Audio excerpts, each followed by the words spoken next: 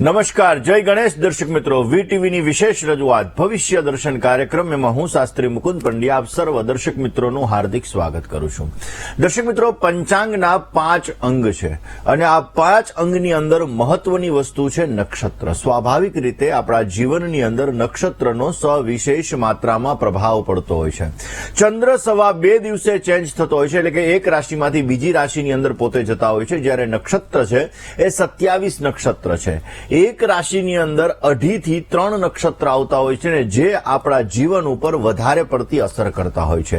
અને એટલા માટે દર્શક મિત્રો, જ્યારે જે વ્યક્તિનો જે સમયની અંદર જન્મ થયો છે એ સમયે કયું નક્ષત્ર ચાલી રહ્યું છે, આ નક્ષત્રનું ચરણ કયું છે, આ બધી વસ્તુ મહત્વની છે. કારણ કે દરેક નક્ષત્રના 4 ચરણ હોય છે ને આ 4 ચરણના આધાર ઉપર આપણે ભવિષ્ય કથન કરતા હોઈએ છીએ. તો દર્શક મિત્રો, આજે આપણે જાણવાનું છે કે નક્ષત્રનું મહત્વ આપણા જીવનની અંદર કેટલું છે, નક્ષત્ર કેવી રીતે આપણા જીવન ઉપર અસર કરે છે અને આપણા જીવનની અંદર કેવી રીતે એનો પ્રભાવ પડે છે.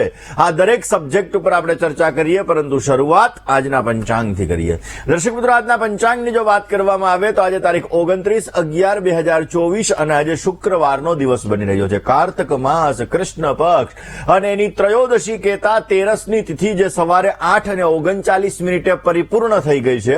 અત્યારે ચતુર્દશી કહેતા 14ની તિથિનો પ્રારંભ થયો છે. આજે સ્વાતિ નામનું નક્ષત્ર સવારે 10:17 સુધી રહેશે અને ત્યારબાદ વિશાખા નામના નક્ષત્રનો પ્રારંભ થશે. શોભન નામનો આજે યોગ રહેશે. વિષ્ટિ કહેતા ભદ્રા નામનું આજે કરણ રહેશે અને 12 રાશિઓનું ભવિષ્ય કથન જેના આધાર ઉપર કહેવામાં આવશે એવું ચંદ્રમાનું ભ્રમણ આજના દિવસની અંદર તુલા રાશિની અંદર રહેવાનું છે. એટલે આજે જે કોઈ પણ બાળકોનો જન્મ થશે તેમની રાશિ તુલા રહેશે, જેના અક્ષર ર અને ત રહેશે. તો આજે જન્મનાર બાળકોનું ભવિષ્ય સુંદર, સુખમય, આનંદમય, હર્ષમય, લાભમય રહે તેવી શુભકામના સાથે જય ગણેશ. દર્શક મિત્રો, આપણે વાત કરી રહ્યા છીએ આજે નક્ષત્રની. નક્ષત્રનો આપણા જીવન ઉપર ઘણો બધો પ્રભાવ પડતો હોય છે. જ્યારે વ્યક્તિના લગ્ન થતા હોય, વ્યક્તિના જીવનની અંદર જ્યારે જન્મ થતો હોય, આ દરેક વિષયની અંદર નાની નાની વસ્તુઓ જ્યારે તમે પ્રાપ્ત કરતા હોય છો તો આ નક્ષત્રનું ક્યાંક ને ક્યાંક તમારા જીવન ઉપર સવિશેષ માત્રામાં પ્રભાવ પડતો હોય છે. વૈદિક જ્યોતિષ શાસ્ત્રની અંદર ગ્રહ અને નક્ષત્રની ચાલ વિશેષ માત્રામાં માનવામાં આવી છે ને એટલા માટે દર્શક મિત્રો, કોઈનું મૂળ નક્ષત્ર હોય, કોઈનું જ્યેષ્ઠા હોય, કોઈનું આશ્લેષા હોય, આ 3 નક્ષત્ર જ્યારે વ્યક્તિના જીવનની અંદર હોય ત્યારે એ નક્ષત્રના ચરણ કયા કયા છે. કારણ કે અલગ અલગ ચરણ અલગ અલગ વ્યક્તિ ઉપર ભારે હોય છે ને એટલા માટે જ્યેષ્ઠા, મૂળ અને આશ્લેષા આ 3 નક્ષત્રની શાંતિ કોઈ પણ ભૂદેવ કરાવતા હોય છે ને આ 3 નક્ષત્રની શાંતિ કરાવવા શાસ્ત્રની અંદર ખાસ કરીને ઉલ્લેખ કરેલો છે. તો દર્શક મિત્રો, આપણા જીવન ઉપર 27 નક્ષત્ર જે તારાઓનો સમૂહ છે, આકાશ મંડળની અંદર, સૌર મંડળની અંદર જે તારાઓનો સમૂહ આપણને દેખાય છે એ તારાઓના સમૂહ જે 27 તારાઓ છે અને એ 27 તારાઓ જેને આપણે નક્ષત્ર તરીકે ઓળખીએ છીએ, અશ્વિની, ભરણી, કૃતિકા, રોહિણી, મૃગશીર્ષ, આદરા, આ રીતે 27 નક્ષત્ર છે અને આ 27 નક્ષત્રને 9 ગ્રહની અંદર વિભાજન કરેલા છે. આ 9 ગ્રહની અંદર વિભાજન કરેલા હોવાના લીધે ક્યાંક ને ક્યાંક જોવા જઈએ તો ચંદ્રમા એક રાશિની અંદર પોતે 2.25 દિવસે પરિવર્તિત થતો હોય છે. ત્યારે ક્યાંક ને ક્યાંક જોવા જઈએ તો એ રાશિની અંદર એટલે કે 12 રાશિની અંદર જયારે 27 નક્ષત્ર આપણે ડિવાઈડ કરીએ તો 2.5 નક્ષત્ર અથવા 2.25 નક્ષત્ર આવતા હોય છે. એટલા માટે દર્શક મિત્રો, જ્યારે તમારો જન્મ થયો ત્યારે કયું નક્ષત્ર છે, એનું કયું ચરણ છે, એના આધાર ઉપર તમારું વ્યક્તિત્વ નક્કી કરવામાં આવે છે, એના આધાર ઉપર તમારી મેન્ટાલિટી નક્કી કરવામાં આવે છે, એના આધાર ઉપર તમારા જીવનની અંદર કેવી તમારી પ્રોગ્રેસ રહેશે, આ બધી વસ્તુઓ આપણે નક્કી કરતા હોઈએ છીએ.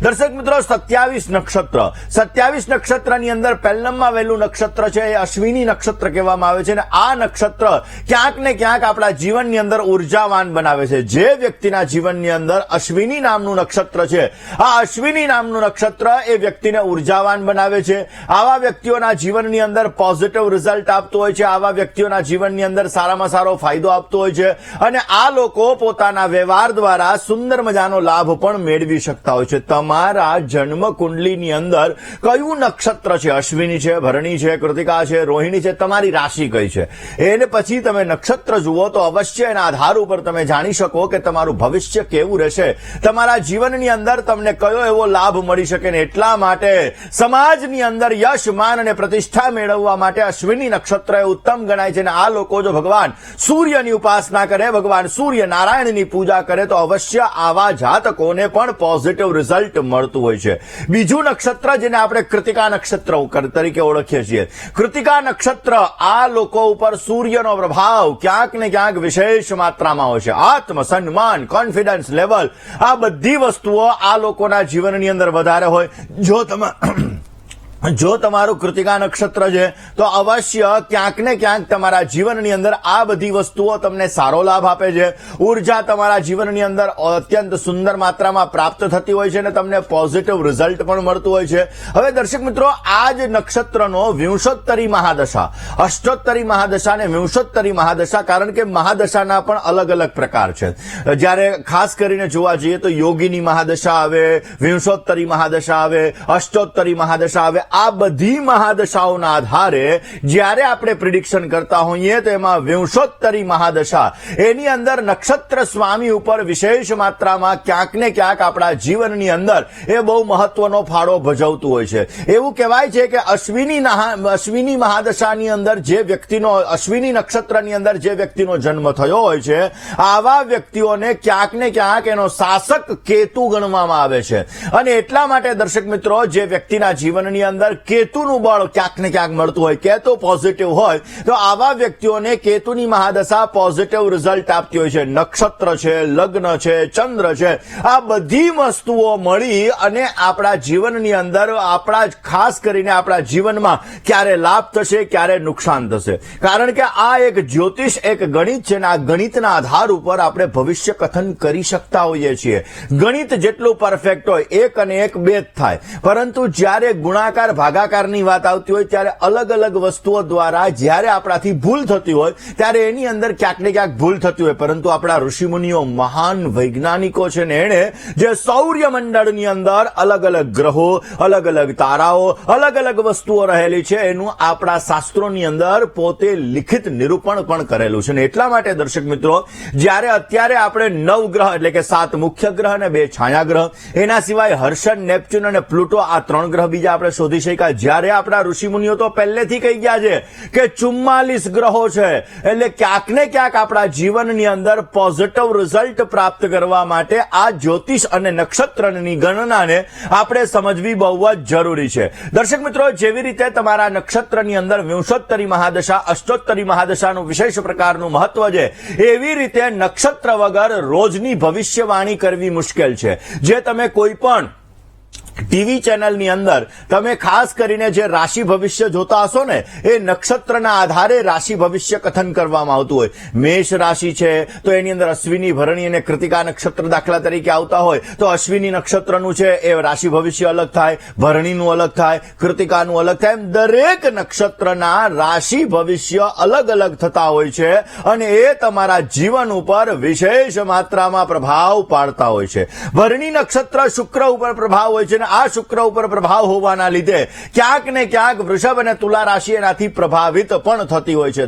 દર્શક મિત્રો, ખાસ કરીને જ્યારે વ્યક્તિના જીવનની અંદર કોઈ પણ પ્રકારનો પોઝિટિવ લાભ જતો હોય તો આ 27 નક્ષત્ર એનો સવિશેષ માત્રામાં આપણે ઉપાય કરવો જોઈએ. એની ખાસ કરીને પ્રકૃતિને જાણવી જોઈએ. અશ્વિનીની વાત કરી, ભરણીની વાત કરી, હવે આગળ આપણે કૃતિકાથી લઈ અને રેવતી સુધીના 27 નક્ષત્રનું ફળ શું હોય છે, તમારા જીવન ઉપર એનો કેવો પ્રભાવ પડતો હોય છે, અને સાથે સાથે દર્શક મિત્રો, નક્ષત્ર આપણા જીવનની અંદર કેવી રીતે પ્રભાવિત કરે, વિંશોત્તરી મહાદશા આપણા જીવનમાં કેવી રીતે પ્રભાવિત કરે, આ વિષય ઉપર આપણે ચર્ચા કરીશું. પરંતુ રોકાઈએ નાનકડા એવા વિરામ માટે, ક્યાંય ન જશો, જોતા રહો વીટીવીની વિશેષ રજૂઆત ભવિષ્ય દર્શન. જય ગણેશ.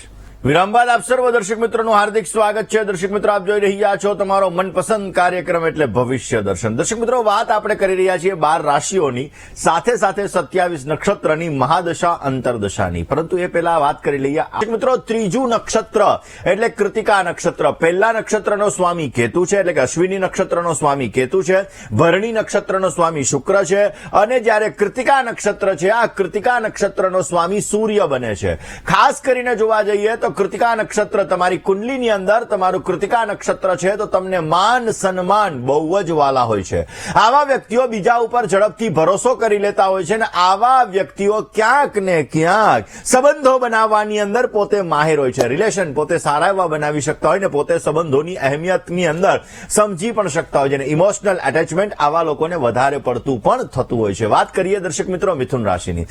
રોહિણી નક્ષત્ર છે દર્શક મિત્રો, એનો સ્વામી ચંદ્ર બને છે. એના પછી આવે છે મૃગશીર્ષ નક્ષત્ર અને મૃગશીર્ષ નક્ષત્રનો સ્વામી મંગળ મહારાજ બને છે. અને જે વ્યક્તિનું રોહિણી નક્ષત્ર હોય છે આવા લોકો કલ્પનાશીલ હોય છે, રોમેન્ટિક સ્વભાવવાળા હોય છે અને આ જાતકો ક્યાંક ને ક્યાંક ચંચલ સ્વભાવના પણ હોય છે. જ્યારે મૃગશિરા નક્ષત્ર છે આ નક્ષત્ર ઉપર મંગળનો પ્રભાવ હોય છે અને આ લોકોની મજબૂત સંકલ્પ શક્તિ હોય છે અને આ વ્યક્તિઓ વધારે પડતા મહેનતુ પણ હોય છે. એના પછી આદ્રા નક્ષત્ર આવે છે, એટલે કે છઠ્ઠું નક્ષત્ર છે આદ્રા નક્ષત્ર છે. આદ્રા નક્ષત્ર ઉપર બુધ અને રાહુનો પ્રભાવ પડતો હોય છે અને આ આદ્રા નક્ષત્રનો સ્વામી એ રાહુ મહારાજ છે. આવા વ્યક્તિઓ ક્યાંક ને ક્યાંક પોતાના જીવનની અંદર વ્યવહાર બનાવી શકતા હોય છે અને પોતાના જીવનની અંદર આગળ પણ સારી રીતે વધી શકતા હોય છે. અને આદ્રા નક્ષત્ર પછી પુનર્વસુ નક્ષત્ર આવે ને આ પુનર્વસુ નક્ષત્ર એ આ સ્વાભાવિક રીતે જીવનની અંદર ઉત્તમ પ્રકારનો લાભ પણ આપતું હોય છે. આવા વ્યક્તિઓ પોતાના જીવનની અંદર આગળ વધી શકતા હોય છે અને આદ્રા નક્ષત્રનો સ્વામી રાહુ મહારાજ, આદ્રા નક્ષત્રનો સ્વામી રાહુ મહારાજ છે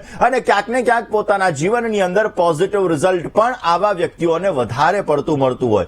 જ્યારે એના પછી પુનર્વસુ નક્ષત્રનો સ્વામી ગુરુ મહારાજ છે. વ્યક્તિના જીવનની અંદર દૈવત્વ પ્રાપ્ત કરાવવા માટે અને પોઝિટિવ થિંકિંગ વિચારવા માટે આ નક્ષત્ર વિશેષ માત્રામાં લાભ આપતું હોય છે. કોલર મિત્ર સાથે વાત કરીએ, સમસ્યાનું સમાધાન મેળવવા પ્રયત્ન કરીએ અને ત્યારબાદ જાણીશું કે જેની અંદર આપણે ગોલ્ડની ખરીદી કરતા હોઈએ છીએ, જેની અંદર આપણે સારી સારી વસ્તુઓ આપણા જીવનની અંદર પ્રાપ્ત કરવા માટે કરતા હોઈએ, પુષ્ય નક્ષત્ર એનો પ્રભાવ કેવો હોય છે. વાત કરીએ કોલર મિત્ર સાથે. હલો, જય ગણેશ. જય ગણેશ.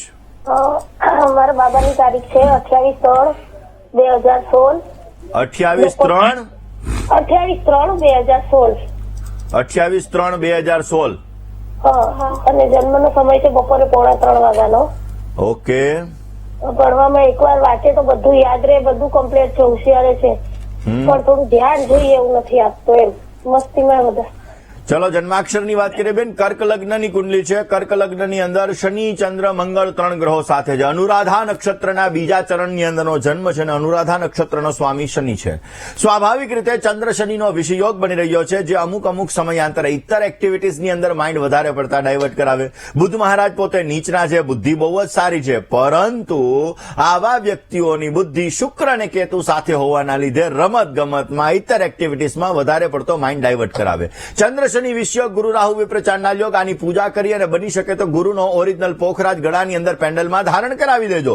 અવશ્ય પોઝિટિવ રિઝલ્ટ મળશે અને સારો એવો લાભ મળતો જણાય. દર્શક મિત્રો, પુષ્ય નક્ષત્ર તમારા જીવન ઉપર કેવો પ્રભાવ પાડે છે આ વિષય ઉપર વાત કરીએ, પરંતુ રોકાઈએ નાનકડા એવા વિરામ માટે. ક્યાંય ન જશો, જોતા રહો વીટીવીની વિશેષ રજૂઆત ભવિષ્ય દર્શન. જય ગણેશ. આપ સર્વ દર્શક મિત્રોનું હાર્દિક સ્વાગત છે. દર્શક મિત્રો, આપ જોઈ રહ્યા છો આપનો મનપસંદ કાર્યક્રમ એટલે ભવિષ્ય દર્શન. દર્શક મિત્રો, પુષ્ય નક્ષત્ર એવું કહેવાય છે કે પુષ્ય નક્ષત્ર એને શુદ્ધ અને પવિત્ર માનવામાં આવ્યું છે અને પુષ્ય નક્ષત્રના દિવસે ખરીદેલી વસ્તુ તમારા જીવનની અંદર સૌભાગ્યની પ્રાપ્તિ કરાવે છે, તમારા જીવનની અંદર પ્રગતિની પ્રાપ્તિ કરાવે છે. શનિદેવનો પ્રભાવ આ પુષ્ય નક્ષત્ર ઉપર વધારે છે અને ખાસ કરીને આ પુષ્ય નક્ષત્ર એના સ્વામી પણ શનિદેવ બને છે. જ્યારે આ પુષ્ય નક્ષત્ર એ આપણા જીવનની અંદર ગુરુ અને શનિ આ બંનેનો પ્રભાવ આના ઉપર સવિશેષ માત્રામાં હોવાના લીધે આપણા જીવનની અંદર વધારે પડતો લાભ આપતો હોય છે. પુષ્ય નક્ષત્ર વાળા લોકો નિસ્વાર્થ ભાવે બીજાને સેવા કરતા હોય, બીજાનું કામ કરતા હોય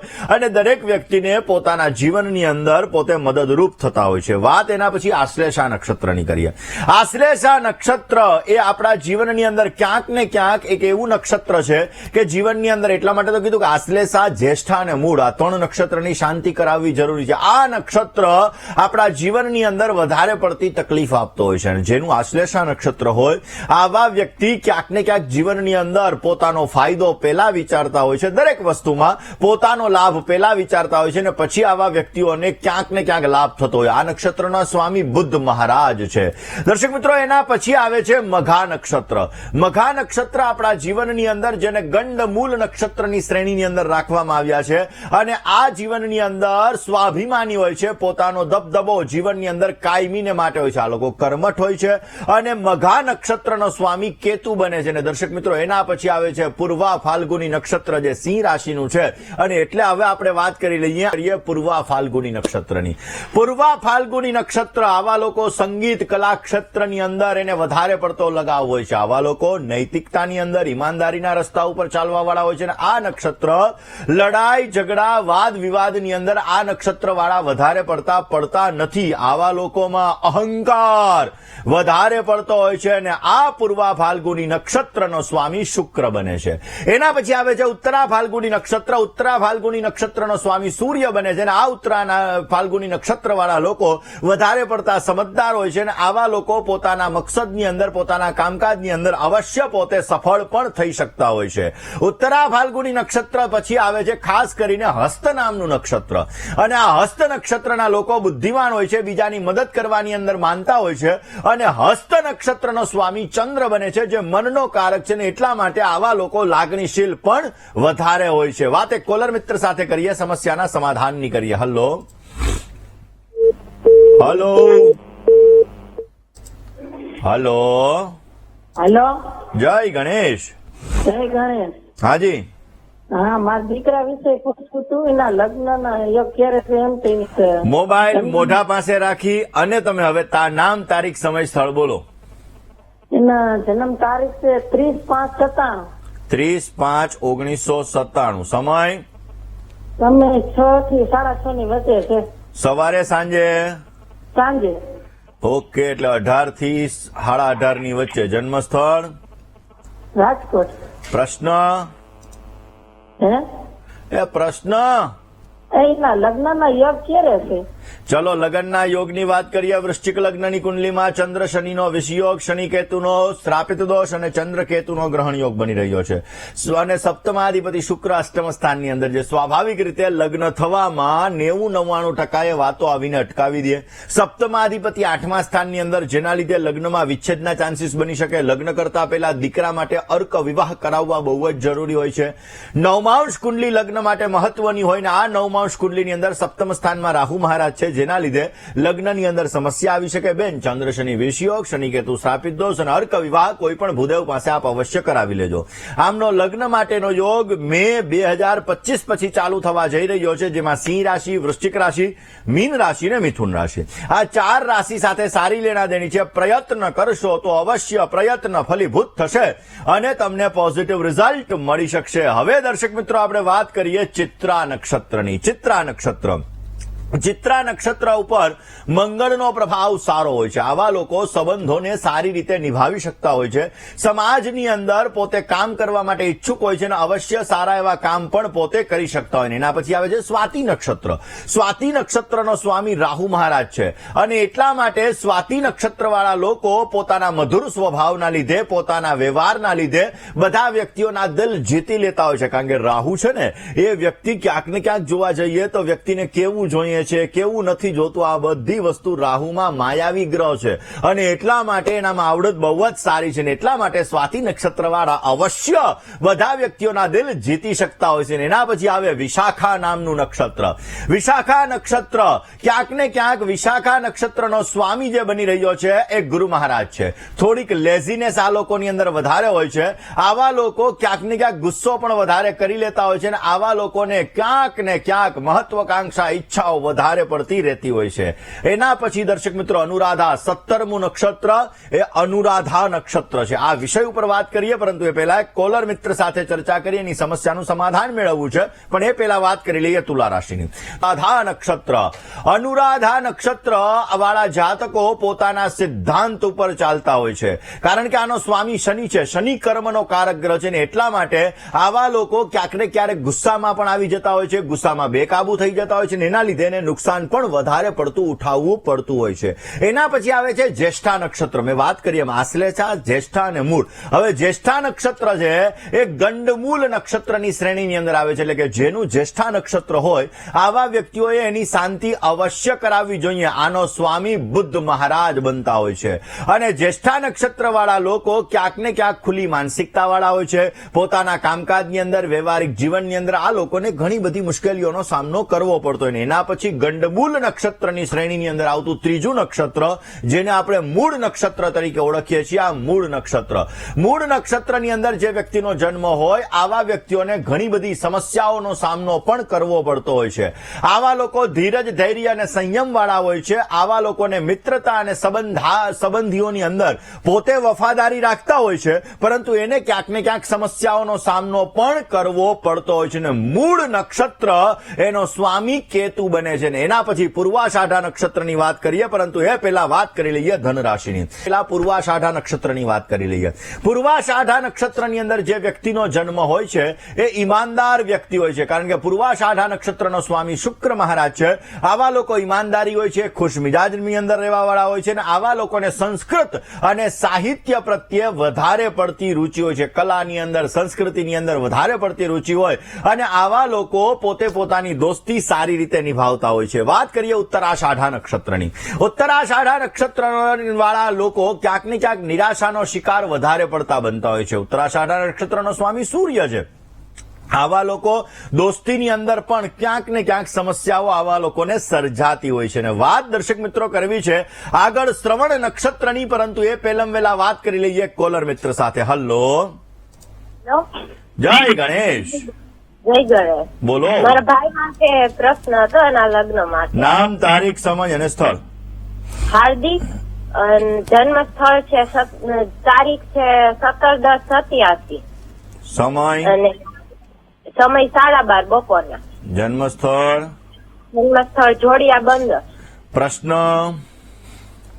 લગ્ન ક્યારે થશે એના માટે. ધન લગ્નની કુંડલીમાં સૂર્ય, મંગળ, કેતુ કર્મસ્થાનની અંદર બિરાજમાન છે. સ્વભાવ થોડોક ઉગ્ર રખાવે, પિતા પ્રત્યે લાગણી ઘણી હોય છતાં વૈચારિક મતભેદો ઉત્પન્ન કરાવડાવે.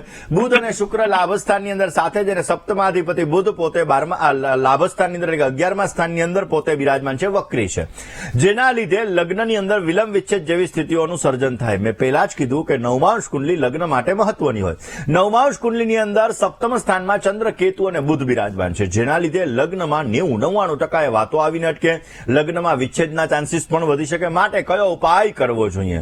જન્માક્ષર મુજબ જોવા જઈએ તો આમના જન્માક્ષર મુજબ સૂર્ય, મંગળ અંગારક યોગ, સૂર્ય કેતુ ગ્રહણ યોગની પૂજા કરવી જોઈએ. ઓમ પત્નીમ મનોરમા દેહી મનોવૃત્તાનુસારિણીમ તારિણીમ દુર્ગ સંસાર સાગરસ્ય કુલોદ્ભવામ. આ મંત્રનો રોજને માટે જપ કરવો જોઈએ. અવશ્ય પોઝિટિવ રિઝલ્ટ મળતું જણાશે. વાત પણ નક્ષત્ર આપણે નથી કહેતા પોતાના માતા પિતા એને શ્રવણ, એટલે કે શ્રવણ નક્ષત્ર વાળા લોકો પોતાના માતા પિતાની સેવા કરવાની અંદર ઉત્સુક હોય છે અને અવશ્ય સેવા કરતા હોય. એનો સ્વામી ચંદ્ર બને છે. અને આવા લોકો કામયાબી પણ જો માતા પિતાની સેવા કરે તો સારી એવી મેળવી શકતા હોય. ને ધનિષ્ઠા નક્ષત્ર એ 23મું નક્ષત્ર છે. ધનિષ્ઠા નક્ષત્ર છે એનો સ્વામી મહારાજ બને છે મંગળ મહારાજ.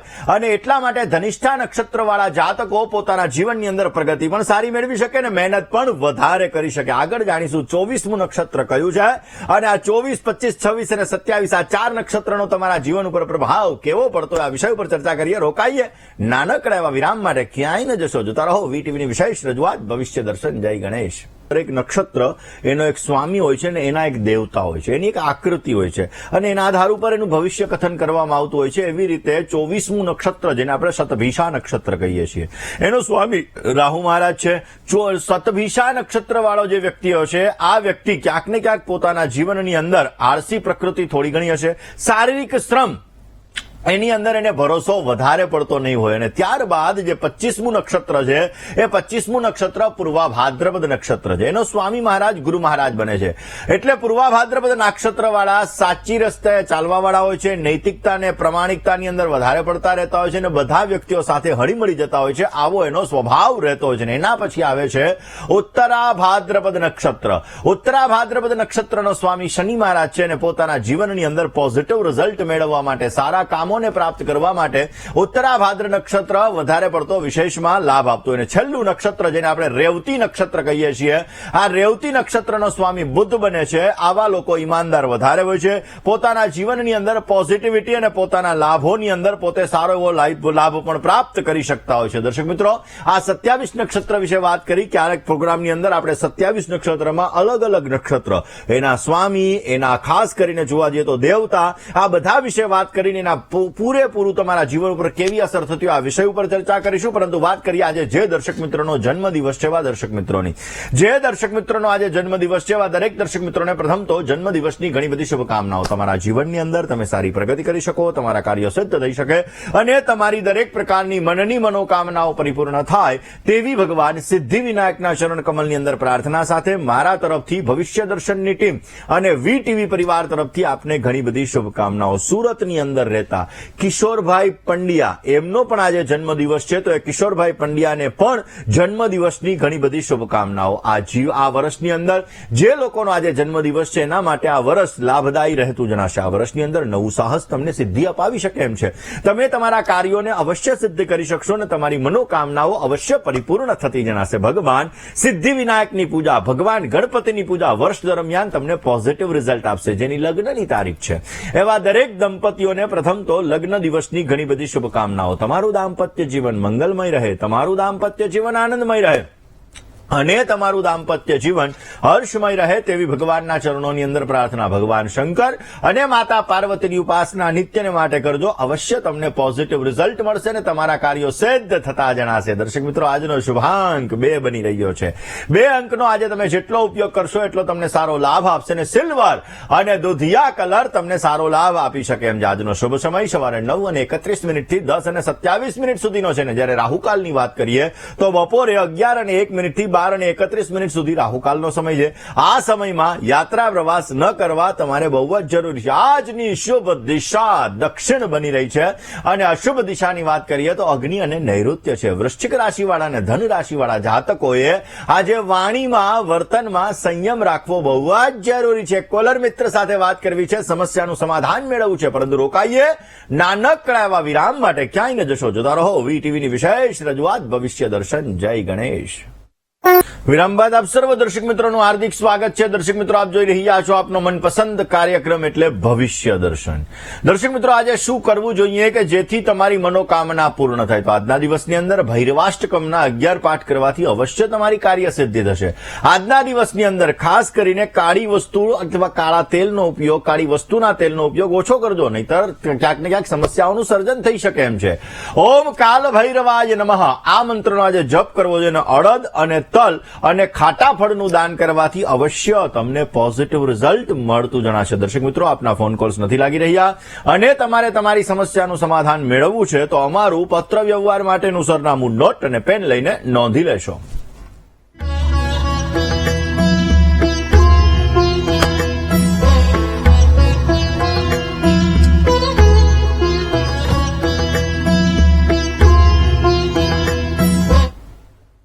તમારે મને રૂબરૂ મળવું છે, તમારી સમસ્યાનું સમાધાન મેળવવું છે તો હમણાં જ ડિસ્પ્લે થયું એ એડ્રેસ ઉપર આપ અવશ્ય મને રૂબરૂ મળી શકો છો અને તમારી સમસ્યાનું સમાધાન મેળવી શકો છો. મારા ફોન નંબર્સ પણ આપેલા છે, એ નંબર ઉપર અપોઇન્ટમેન્ટ લઈને આપ મને રૂબરૂ મળી શકો છો. આજના દિવસમાં આટલું જ. આવતીકાલે નવા વિષય સાથે, નવા સબ્જેક્ટ સાથે ફરી તમારી સમક્ષ હું હાજર થઈશ. ત્યાં સુધી મને એટલે કે મુકુંદ પંડ્યાને રજા આપશો. જય ગણેશ.